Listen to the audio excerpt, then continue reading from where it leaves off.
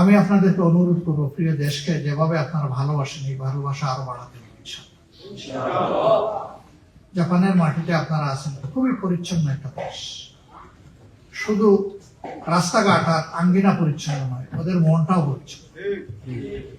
এই দেশকে আপনারা সম্মান করবেন, কারণ তারা তাদের বুকের বিছানায় আপনাদের জন্য জায়গা করে দিয়েছে। আপনি ব্যবসা করুন, আপনি চাকরি করুন, আপনি লেখাপড়া করুন, এই তিন জায়গায় আমরা আছি।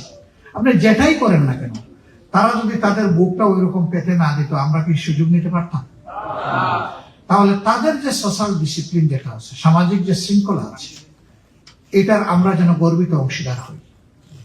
আমাদের কারো কারণে যেন তাদের শৃঙ্খলার সামান্য বিঘ্ন না হয়। তাহলে তারা আমাদের নিয়ে কমফোর্ট জোনে থাকবে, স্বস্তিদায়ক জায়গায় থাকবে। এই জায়গায় আপনারা যারা আছেন, আমাদের ডক্টর সাহেব কারেক্টলি বলেছেন, আমরা রেমিটেন্সের দিকে না তাকাইয়া আমরা আরো একটা জিনিসের দিকে তাকানো দরকার। আমার চাহিদা আপনাদের কাছে দুইটা।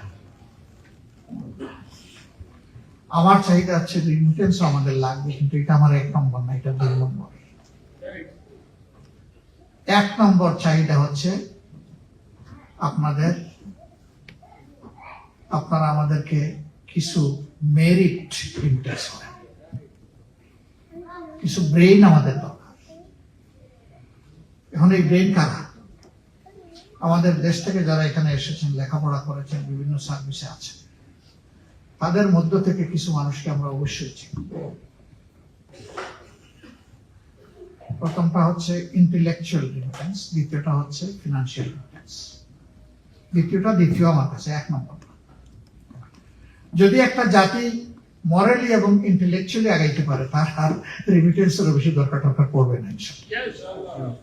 কিন্তু এই জায়গা যদি দুর্বল থাকে, সারা দুনিয়া থেকে ভিক্ষা করে এনেও জাতির পেট পরান চলে। আমরা এই জিনিসটাই আপনাদের কাছে চাই। বিশেষ করে লেখাপড়া এবং গবেষণায় যারা আছে, তারা নিজেদেরকে ইনশাআল্লাহ 2টা এক্সেলেন্সি নিয়ে যাবেন দেশে ফিরে, অথবা এখানে থেকেও কন্ট্রিবিউট করবেন এজ ইউ লাইক। একটা হচ্ছে আপনার মোরাল এক্সেলেন্স, আর একটা হচ্ছে আপনার একাডেমিক এক্সেলেন্স। আমাদের এই আশা কি পূরণ হবে ইনশাআল্লাহ? আমরা বুকে জড়িয়ে নেব আপনাদেরকে।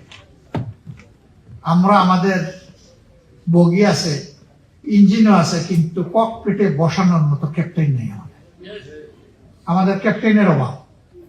এই অভাবটা সারা দুনিয়া থেকে ইনশাআল্লাহ আমরা চেয়ে নিব এবং পূরণ করবো ইনশাআল্লাহ।